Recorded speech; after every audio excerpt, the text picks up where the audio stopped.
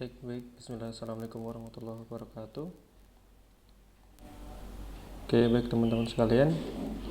Di sini saya akan mendemokan website ya, untuk nanti project UAS kalian. Di sini kalian diminta untuk membuat sebuah website dari PT Buana Segarin. Nah, PT Buana Segarin ini dia menjual sayuran dan buah-buahan segar. Jadi kurang lebih untuk halaman utamanya seperti ini ya, ada headernya, ada keterangan PT Buana Segarin, lalu terdapat sebuah keterangan seperti ini, lalu ada home, ada administrator, lalu di bawahnya ini ada kumpulan produk-produk dari PT Buana Segarin. Nah, produk-produk ini nanti akan berasal dari database kalian. Selanjutnya di sini terdapat sebuah link untuk menuju ke halaman adminnya. Link administrator, kalau kita klik dia akan mengarah ke halaman admin.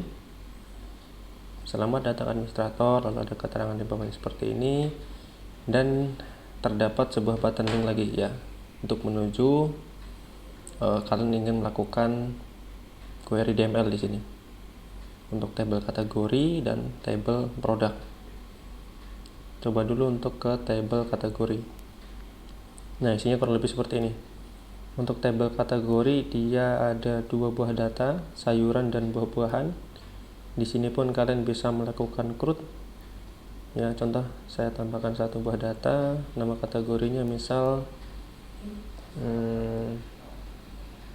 kategorinya bahan makanan. Kalau kita simpan dia akan nambah. Kalau kita edit, bahan makanan pokok, kita simpan, sudah bisa. Kalau kita hapus, sudah bisa. Ini untuk di bagian kategori produk. Kalau kita klik kembali, dia akan mengarahkan lagi ke halaman admin. Lalu coba kita lakukan query DML di bagian data produknya. Nah, seperti ini. Ini sudah ada 8 data. Yang mana 8 data ini tadi sudah kita tampilkan di halaman utamanya. Coba kalau kita lihat di halaman utamanya tadi, nama filenya dashboard. Nah, sini. Ini adalah kumpulan data dari table produk. Seperti itu. Kalau kita kembali lagi ke administrator, ke data produk di sini. Di sini pun kalian bisa melakukan query DML. Contoh, saya tambahkan 1 buah data, kode misal SY007, nama produknya misal kol ya, kategorinya kol itu apa? Sayuran. Harganya misal per kilo dia 3.000. Lalu misal stoknya ada 50 kilo, yang sudah terjual taruhlah 30 kilo. Terus kita klik simpan. Nah, sudah nambah. Kodenya SY007, nama produknya kol, kategorinya sayuran, harganya 3.000 per kilo, stoknya 50 kilo, yang sudah terjual 30 kilo. Lalu di sini bisa kita edit, misal kol merah, kategori tetap sayuran, kita simpan, nama kol merah. Ini pun bisa kita hapus. Nah, di sini ada beberapa kondisi untuk di halaman utamanya. Kalau kita kembali lagi di halaman dashboard ya, dashboard. Nah, di sini terdapat sebuah keterangan tambahan, apakah produk tersebut tersedia ataupun sudah habis. Nah, ini jikalau stok itu dia lebih kecil ataupun sama dengan total barang yang terjual, maka tambahkan keterangan habis di sini. Jika stoknya lebih besar daripada yang terjual, maka tambahkan keterangan tersedia untuk barangnya. Jadi misal tadi kita sudah menambahkan 1 buah produk namanya kol merah. Di sini terdapat sebuah keterangan namanya tersedia. Ini karena apa? Karena stoknya dia lebih besar daripada total yang sudah terjual. Kalau coba kita edit ya, di bagian halaman adminnya tadi, di bagian data produk, Ya, sekarang kalau kita perhatikan di sini masih tersedia karena tadi kondisinya si stok dari kol merah ini masih lebih besar daripada total yang sudah terjual. Kalau kita edit misal totalnya, tambah ke data produk, kita edit yang kol merah ya, kol merah. Kalau kita edit misal stoknya sekarang 50, misal kita yang terjual 50 ya, artinya kalau stoknya 50 kilo yang terjual sudah 50 kilo, artinya barangnya sudah habis terjual seluruhnya. Kalau kita simpan sudah bisa berhasil kita edit ya, stoknya 50 kilo yang sudah terjual pun 50 kilo. Maka kalau kita kembali ke halaman dashboard, maka keterangannya berubah, yang tadinya tersedia sekarang menjadi habis ya, karena stoknya, jumlah stok dengan jumlah yang terjual sama, artinya barangnya dari yang kol merah ini sudah habis untuk stoknya. Oke, itu untuk di bagian data produk. Lalu untuk di halaman utamanya ini ada tambahan, jika kalau kalian di sini bisa maksimal menampilkan 4 buah data ke samping. Jadi kalau ingin menambahkan data lagi misal yang kelima, dia nggak akan ke samping, dia akan turun ke bawah ya. Kalau kalian masih ingat, coba diingat-ingat lagi di bagian CSS nya. Jadi kalau datanya maksimal satu halaman dia hanya bisa ngisi 4 buah data. Jikalau nanti memang di sini kan datanya ada 1, 2, ada 9, artinya data yang kelima dia akan turun ke bawah, terus turun ke bawah. Jadi maksimal satu baris dia hanya bisa terisi dengan 4 buah data, seperti itu. Lalu di sini terdapat sebuah keterangan beli dan detail ya, semua produk di sini terdapat keterangan beli dan detail. Maka coba kalau kita pergi ke halaman detail ya, halaman detail, kalau kita klik dia akan mengarahkan ke sini, ke sebuah halaman dengan nama detail. Di sini terdapat sebuah keterangan kode produknya apa, nama produknya apa, kategorinya apa, beserta harganya ya, beserta harganya. Nah, untuk di detail ini kalian sesuaikan dengan produk yang kalian pilih. Contoh di sini tadi saya milih apel, berarti di sini data yang muncul adalah kategori dari produksi apel.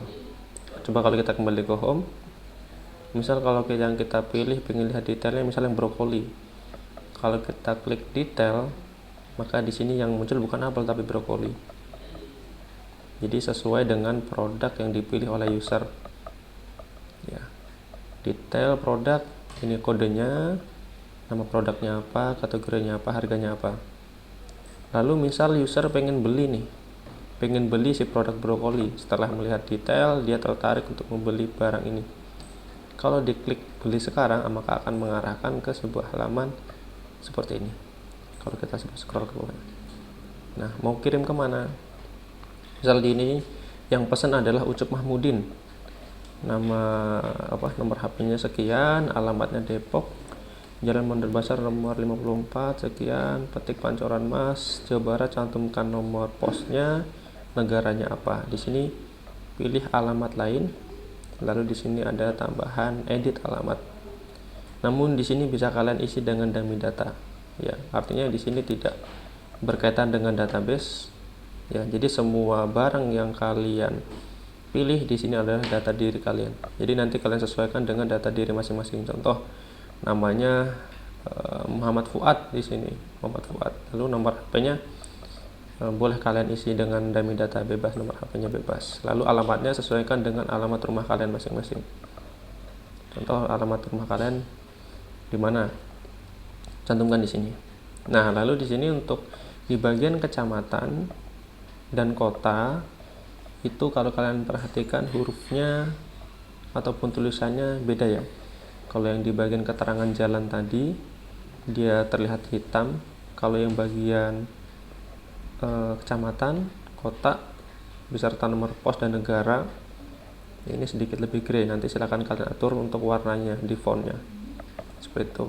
Nah, ini terdapat sebuah gambar map yang menunjukkan ibaratnya inilah rumah kalian, itu jalan untuk menuju rumah kalian. Adapun di sini ada keterangan pilih alamat lain ataupun edit alamat, ini hanya pemanis saja. Artinya ini tidak ada linknya, tidak ada proses yang berjalan di sini. Ini cukup hanya sebagai pemanis saja. Ada pilih alamat lain dan ada edit alamat. Nah, ini untuk di bagian detail informasi user yang ingin memesan barang tersebut ataupun produk tersebut. Lalu kalau kita lihat di samping, di sini terdapat sebuah keterangan dari produknya. Ya, punya kode voucher. Nah, ini hanya sebagai tambahan saja. Lalu di sini ada keterangan rincian harga. Harga apa? Oh, barang yang mau kita beli ternyata brokoli. Nah, berarti kalau kita milih apel, berarti di sini yang muncul bukan apel, bukan brokoli, tapi di sini apel. Kalau kita milih jeruk, berarti di sini bukan apel, tapi di sini jeruk. Jadi data yang di sini sesuai dengan produk yang dipilih oleh user. Ya, data ini dari mana? Dari database. Ya, database yang sudah ada tadi di table produk. Lalu di sini ada keterangan total harga barang. Nah, taruhlah di sini kalian mau beli 1 kilo, berarti 25.000. Ya, dan ini tidak kalian tulis manual. Data ini adalah data yang berasal dari database. Contoh, apakah benar brokoli ini harganya 25.000? Kalau kita lihat di database, kita balik menu administrator, data produk, mana brokoli? Nah, ini brokoli sayuran 25.000 per kilo. Ya, seperti itu. Artinya data harga yang tadi itu adalah data yang berasal dari database. Kalaupun kalian di sini misal kalian edit harganya, misal kita edit yang brokoli tadi 25.000 per kilo, misal kita edit 18.000 per kilo. Kalau kita simpan 18.000, kalau kita kembali lagi ke halaman dashboardnya, lalu kita pilih tadi yang bagian brokoli, detail, coba kita klik beli. Nah, berubah di sini 18.000 yang tadinya 25.000 untuk setiap ketika kita ingin membeli brokoli. Lalu di sini ada keterangan ongkos kirim dan penanganan 10.000. Jadi produk manapun yang kalian pilih, kan tadi produk ada banyak ya, ada brokoli, ada kol, ada sawi, ada buncis, dan segala macamnya, itu nanti akan dikenakan ongkos kirim semuanya, totalnya adalah 10.000. Jadi berapapun harganya dari setiap produk itu nanti akan ada penambahan ongkir sebesar 10.000, yang mana nanti akan dijadikan sebagai total pembayaran. Ya, total pembayaran. Contoh di sini harga brokoli 18.000 ditambah ongkos kirim 10.000, berarti totalnya 28.000. Coba kita cek di bagian harga produk yang lain. Contoh apel, klik detail dulu, beli sekarang. Nah, apel harganya 15.000 per kilo ditambah 10.000, jadi total harganya 25.000. Ya, jadi total harga ini, total pembayaran maksud saya, total pembayaran ini disesuaikan dengan harga barang ditambah 10.000. Lalu di sini kalian bisa memilih metode pembayaran, apakah di Alfamart, Indomart, ada Dandan atau Lawson. Nah, ini hanya pilihan saja. Jadi kalian bisa milih, contoh kalau di Alfamart seperti apa, di Indomart seperti apa, Dandan seperti apa, Lawson seperti apa. Ya, seperti ini. Lalu ada button beli sekarang. Seperti itu. Oke, ini untuk di bagian rincian ataupun ketika kalian ingin melakukan pembayaran. Jadi kalian untuk melakukan pembayaran bisa diklik detail dulu, baru ke beli sekarang seperti ini, ataupun kalian bisa di sini langsung ke home. Nah, di sini kan langsung ada link untuk beli. Kalian bisa langsung klik beli di sini. Misal wortel, klik misal bayam beli, kita beli, nah langsung muncul, sama saja 8.000 per kilo untuk bayam, ditambah 10.000 jadi 18.000. Seperti itu. Kita balik ke home. Nah, seperti ini.